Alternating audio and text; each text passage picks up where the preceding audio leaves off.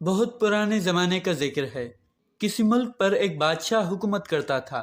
اس کی ایک بیٹی بھی تھی جس کا نام شہزادی نورین تھا۔ شہزادی نورین بے حد حسین اور خوبصورت تھی۔ وہ 16-17 سال کی ہو گئی تھی اور بادشاہ کسی اچھے سے شہزادی کی تلاش میں تھا تاکہ شہزادی نورین کی اس سے شادی کر کے اپنے ذمہ داری سے سبکدوش ہو جائے۔ اس بادشاہ کا ایک وزیر بھی تھا جو بہت لالچی اور مکار تھا۔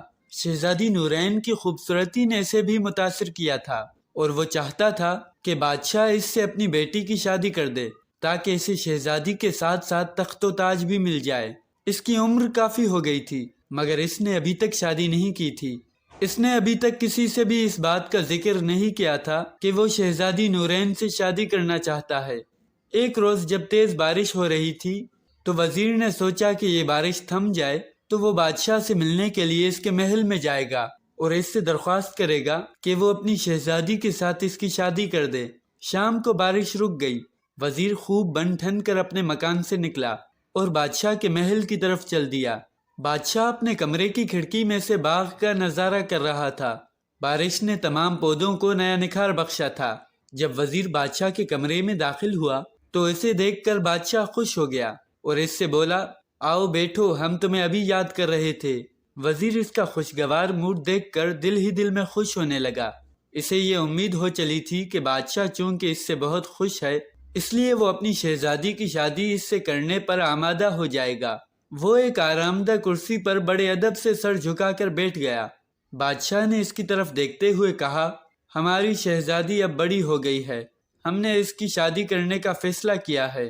وزیر اپنی خوشی چھپاتے ہوئے بولا، جہاں پناہ آپ نے بالکل درست فیصلہ کیا ہے۔ لڑکی ذات تو ویسے ہی ایک بوجھ ہوتی ہے، یہ بوجھ جتنی جلدی ہو سکے سر سے اتر جانا چاہیے۔ آج کل کے زمانے میں اچھے لڑکوں کی کتنی کمی ہے آپ اچھی طرح جانتے ہیں، مگر میں آپ کو یقین دلاتا ہوں کہ… بادشاہ نے وزیر کی بات پوری طرح بھی نہ سنی اور اس کا شانہ تھپ تھپا کر بولا، شاید تم یہ کہنا چاہتے ہو کہ تم شہزادی کے لیے کوئی اچھا سا شہزادہ تلاش کرو گے۔ ہم تمہاری وفاداری سے بہت خوش ہوئے ہیں، اسی خوشی میں یہ ہار اور 3 دن کی چھٹی انعام میں دیتے ہیں۔ یہ کہہ کر بادشاہ نے اپنے گلے سے سچے موتیوں کا ہار اتار کر وزیر کو دیا اور پھر بولا، ہم نے خود بھی شہزادی کے لیے ایک رشتہ تلاش کیا ہے۔ وہ ہمارے شمالی ملک کے بادشاہ کا بیٹا ہے۔ وہ آج کل یہاں آیا ہوا ہے اور ہمارا مہمان ہے۔ شہزادی اور شہزادہ ایک دوسرے کے بہت اچھے دوست بن گئے ہیں۔ ہم بہت جلد دونوں کی شادی کر دیں گے۔ وہ دیکھو دونوں باغ میں ٹہل رہے ہیں۔ وزیر کے تمام سپنے ٹوٹ گئے۔ بادشاہ کی بات سن کر اس کا دل زور زور سے دھڑکنے لگا اور چہرے پر پسینہ پھوٹ پڑا۔ وہ آنکھیں پھاڑے اور منہ کھولے بادشاہ کو گھورنے لگا۔ بادشاہ نے کہا، ہمیں معلوم ہے تم شہزادی نورین کو بالکل اپنی بیٹی کی طرح چاہتے ہو۔ تمہاری یہ حالت بتاتی ہے کہ تمہیں اس کی جدائی کا کس قدر افسوس ہے۔ ہم بھی جب یہ سوچتے ہیں کہ شہزادی ہم سے بچھڑ کر اپنے گھر چلی جائے گی تو ہماری بھی بالکل ایسی ہی حالت ہو جاتی ہے۔ صبر کرو، بیٹیاں تو پرایا دھن ہوتی ہیں۔ یہ کہتے کہتے بادشاہ کی آواز رک گئی۔ تھوڑی دیر بعد وزیر اس سے اجازت لے کر اپنے گھر آ گیا۔ اسے اس بات کا بے حد ملال تھا کہ شہزادی کی شادی اس کے بجائے ایک شہزادے سے ہو رہی ہے۔ چونکہ وزیر بے حد مکار تھا اس لیے اس نے سوچا کہ اگر وہ اپنی چالاکی سے بادشاہ کو قتل کر دے تو اسے یہ تخت و تاج بھی مل سکتا ہے اور شہزادی سے اس کی شادی بھی ہو سکتی ہے۔ وزیر کو ساری رات نیند نہیں آئی۔ وہ بادشاہ کو قتل کرنے کے مختلف طریقوں پر غور کرتا رہا۔ آخر اس کے ذہن میں ایک ترکیب آ ہی گئی۔ اس نے سوچا کہ وہ بادشاہ کے باورچی کو اپنے ساتھ ملا کر بادشاہ کے کھانے میں کوئی زہریلی چیز ملا دے گا اور بادشاہ کے مرتے ہی وہ عارضی طور پر تخت و تاج سنبھال لے گا۔ اس کے بعد جب پوری طرح ملک کا انتظام سنبھال لے گا تو شہزادی نورین سے شادی کرنا کوئی مشکل کام نہ ہوگا۔ یہ تمام باتیں سوچ کر وہ مطمئن ہو کر سو گیا۔ اگلے صبح محل میں بادشاہ، ملکہ، شہزادی نورین اور شہزادہ شکیل ناشتے کے لیے بیٹھے ہوئے تھے۔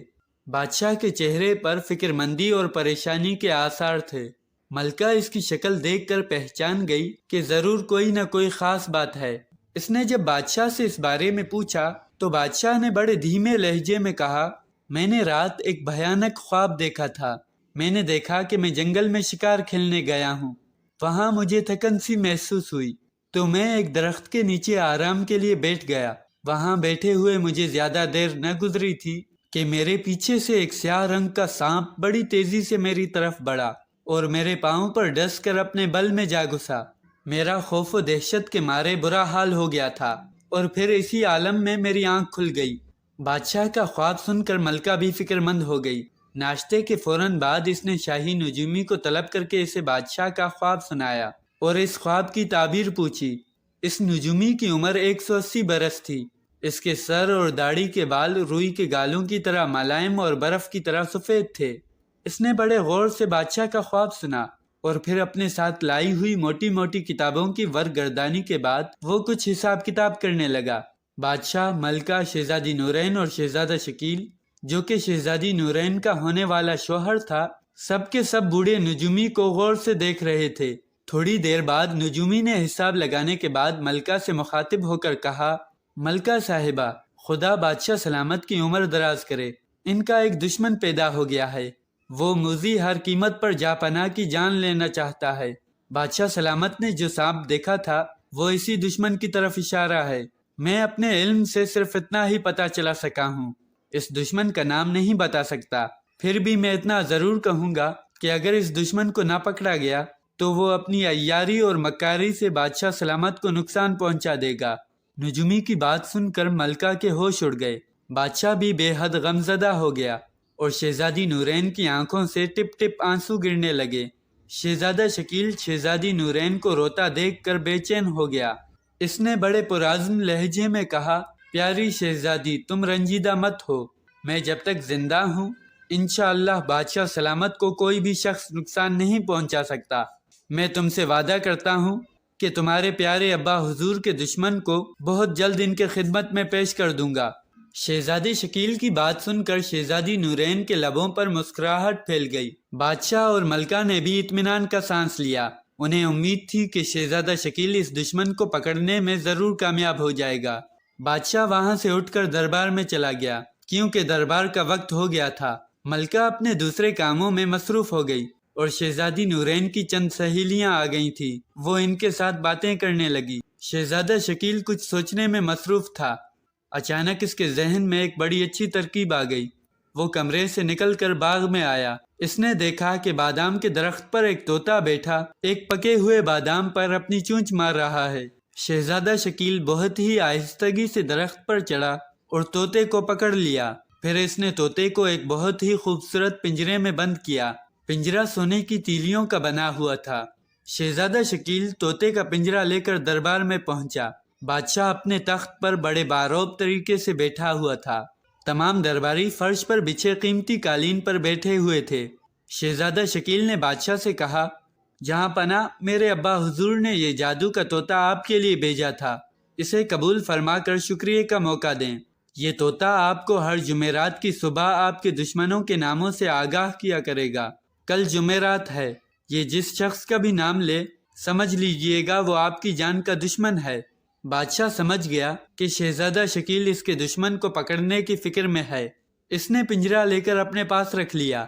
تمام درباری اتنا بہترین اور عجیب و غریب طوطا دیکھ کر واہ واہ کرنے لگے، مگر وزیر بہت پریشان ہو گیا۔ اسے اپنی جان خطرے میں نظر آنے لگی۔ چونکہ وہی بادشاہ کا دشمن تھا اس لیے وہ اس جھوٹ موٹ کے جادو کے طوطے سے خوف زدہ ہو گیا تھا۔ دربار سے فارغ ہو کر بادشاہ نے طوطے کا پنجرہ باغ میں سیب کے درخت پر لٹکا دیا۔ رات ہوئی تو وہ سب لوگ سونے کے بجائے ایک کمرے میں چھپ کر باغ کی نگرانی کرنے لگے۔ آدھی رات گزرنے کے بعد انہوں نے دیکھا کہ وزیر باغ کی دیوار پھاند کر اندر کودا اور طوطے کے پنجرے کو درخت سے اتارنے لگا۔ اس کے ہاتھ میں ایک چمکتا ہوا خنجر تھا۔ وزیر نے سوچا تھا کہ وہ طوطے کا خاتمہ کر دے گا تاکہ طوطا بادشاہ کے سامنے اس کا نام ہی نہ لے سکے، مگر اس نے جیسے ہی پنجرے کا دروازہ کھولا ویسے ہی بادشاہ، ملکہ، شہزادی نورین اور شہزادہ شکیل کمرے سے نکل کر اس کے سامنے پہنچ گئے۔ شہزادہ شکیل نے کہا، بادشاہ سلامت، آپ کا دشمن پکڑا گیا۔